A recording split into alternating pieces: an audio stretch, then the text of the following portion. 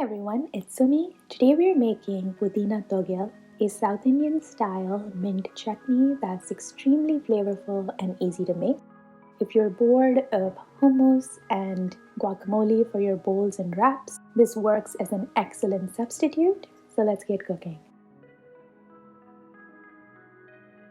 In a pan on medium-high heat, we're adding 2 teaspoons of cooking oil, to which we're adding half a teaspoon of hing or asafoetida. We're just going to cook this for around 10 seconds till the hing starts bubbling. Now we're adding 2 tablespoons of urad dal. And we're going to fry this for around a minute. We're going to mix this continuously so the lentils don't burn. After a minute, we're going to add 2 to 3 dry red chilies. We're breaking them into pieces to release their flavors. And we're also adding 1 Thai green chili broken into 2. You can adjust the number of chilies according to your spice tolerance. We're going to mix all of this together and cook until the lentils start turning to a golden red color, which should take around 3 to 4 minutes on medium-high. Continuously mix this because we don't want our lentils burning. As soon as the lentils start changing color, it's a good time to turn off your element because the lentils will continue cooking in their own heat. We're transferring our lentil mixture onto a plate to cool down. As you can see, this is the red color that we're looking for. While our lentil mixture is cooling down, we're going to separate the mint leaves from their stalks. We want around 1 cup of tightly packed mint leaves. We're going to rinse this really well and pat dry to avoid any excess moisture while we are making our thogayal or chutney. In the same pan on medium-high heat, we haven't washed this pan to retain all that flavor. We're going to add in all of our rinsed and dry mint leaves. And we're going to saute this for around 30 to 45 seconds to just get rid of that raw flavor of mint, which we're adding a 1-inch diameter sphere of tamarind.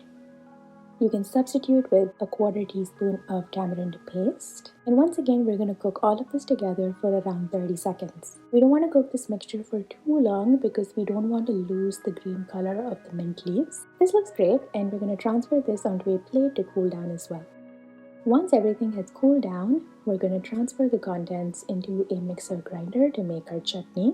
So we're adding in our roasted lentil mixture, the sauteed mint leaves along with the tamarind or tamarind paste, 1 cup of fresh grated coconut.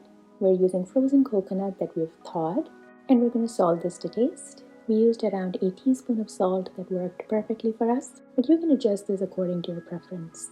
We're now going to grind all of this together with around 4 tablespoons of water. We don't want to add too much water because traditionally thogayals have a thicker consistency compared to the regular chutneys that we see at restaurants, and the consistency will also be a little coarse.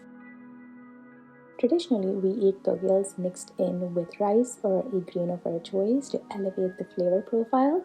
So we'll usually add steaming hot rice, some sesame oil, and a tablespoon or 2 tablespoons of thogayal. Mix all of it really well and pair it with an appalam on papad and a kootu or South Indian stew on the side. But like I mentioned earlier, you can also use it as part of your bowls. You can use it as a spread for wraps and sandwiches. It's a highly versatile recipe. Please let me know if you try this out in the comments below. And please like and subscribe for more such videos, and I'll see you next time.